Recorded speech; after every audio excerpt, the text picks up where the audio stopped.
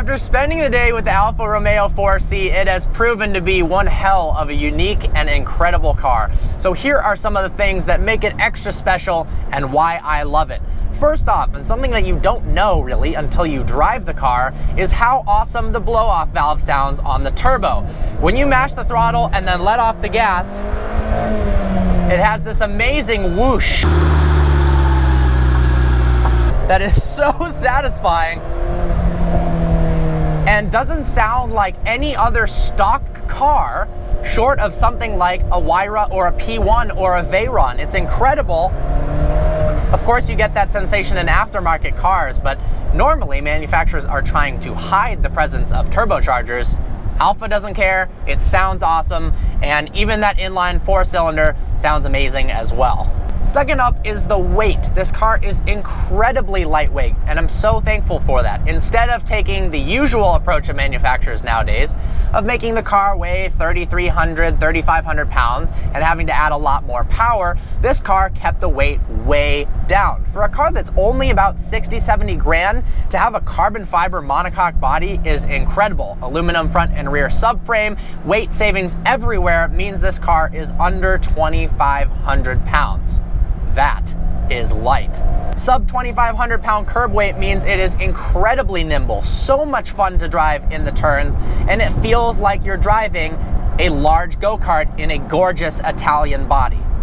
Third, the steering. The steering is beautiful. It's not power assisted, it's not electronic steer by wire, none of that. Good old-fashioned manual steering, hydraulic, with no assistance whatsoever. Yes, it means driving it at slow speeds is difficult, but on the back roads, it is absolutely incredible.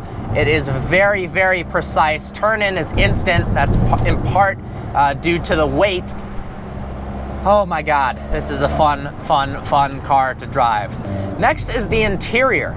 I really love the way the interior of the 4C looks. There's carbon fiber everywhere, exposed carbon fiber from the monocoque. The seats look like they're straight out of a Ferrari. The stitching, just the attention to detail, and the extreme design language in the interior, one, proves it's Italian, and two, makes it an awesome car to be in.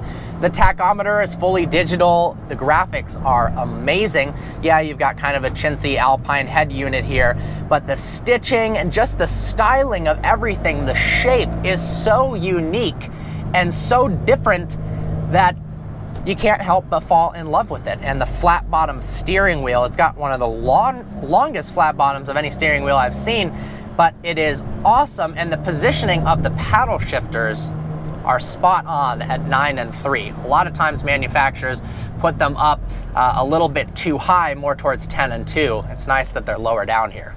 Lastly, I love how driver-focused this product is. There is no reason to buy a 4C unless you love driving. They didn't make any compromises to make the luggage space large. In fact, there's barely any luggage space at all. There's nothing in the front that you can use for storage. There's no glove compartment. Your only storage space is right there where you can put your license and registration, basically, when you get pulled over for driving too fast, because the 4C is so damn fun. Everything is for the driver. The transmission shifts harshly, the blow-off noises, the freaking engine feels like it's right behind your head. I mean, it is, but the insulation is so minimal that you really get to hear the engine scream. You get to hear the exhaust as well. You can hear rocks bouncing against the carbon tub.